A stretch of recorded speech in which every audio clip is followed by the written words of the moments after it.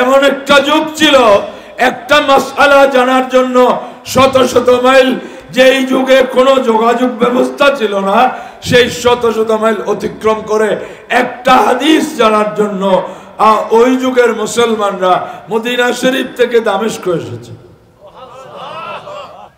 আমাদেরকে যদি বলা হয় টাকা দেবে, তারপরেও তো এত দূর কষ্ট করে যাবে না। হযরতে কাসির ইবনে কায়েস রাদিয়াল্লাহু আনহু ইরশাদ ফরমাচ্ছেন, হযরতে সাইয়্যিদনা আবু দারদা রাদিয়াল্লাহু তাআলা আনহু দামেস্কের জামে মসজিদে রাসূল পাকের হাদিস বয়ান করতেছেন। সুবহানাল্লাহ। ফাজাহু রাজুলুন, এক ব্যক্তি এসে বললেন, ইয়া আবু দারদা, আয় আবু দারদা রাদিয়াল্লাহু আনহু। সাইয়্যিদনা আবু দারদা রাদিয়াল্লাহু আনহু বড় ইবাদত গুজার সুফি টাইপের সাহাবী ছিলেন, বড় জলিলুল কদর বুজুর্গ সাহাবী ছিলেন আবু দারদা রাদিয়াল্লাহু আনহু।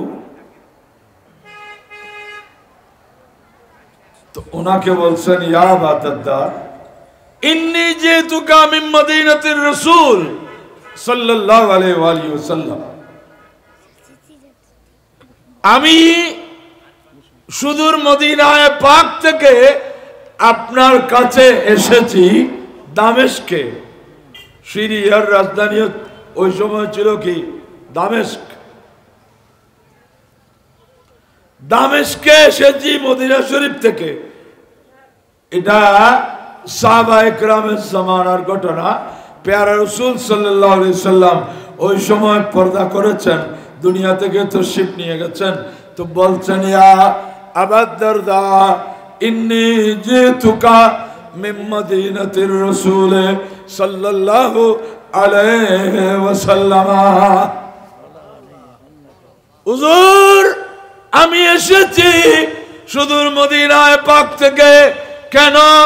বালাগানি আন্নাকা তুহাদ্দিসু আর রাসূলিল্লাহ সাল্লাল্লাহু আলাইহি ওয়াসাল্লাম, আমি খবর পেয়েছি আপনি দামেস্কের জামে মসজিদে রাসূল করিম সাল্লাল্লাহু আলাইহি ওয়াসাল্লামের হাদিস বর্ণনা করতেছেন। সুবহানাল্লাহ।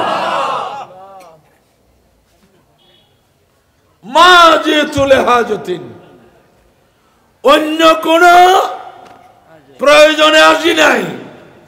এইরকম নয় যে ব্যবসা করতে এসেছি, ফাঁকে একটু এলম হাসিল করে নিলাম, এরকম নয়।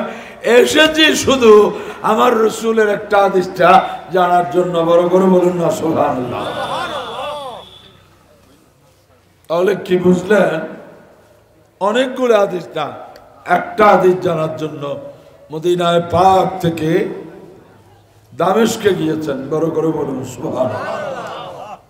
তো ওনাকে হাদিস শোনায় দিলেন সাইয়্যিদনা আবু দারদা রাদিয়াল্লাহু আনহু, যে আমি নবী পাক সাহিবুল আওলাদ সাইয়্যিদে আফলাক সাল্লাল্লাহু আলাইহি ওয়াসাল্লাম থেকে শুনেছি, যেই ব্যক্তি ইলমে দ্বীন তলব করার জন্য চলবে, ওই রাস্তা দিয়ে সে জান্নাতে যাওয়া সহজ হয়ে যাবে। সুবহানাল্লাহ।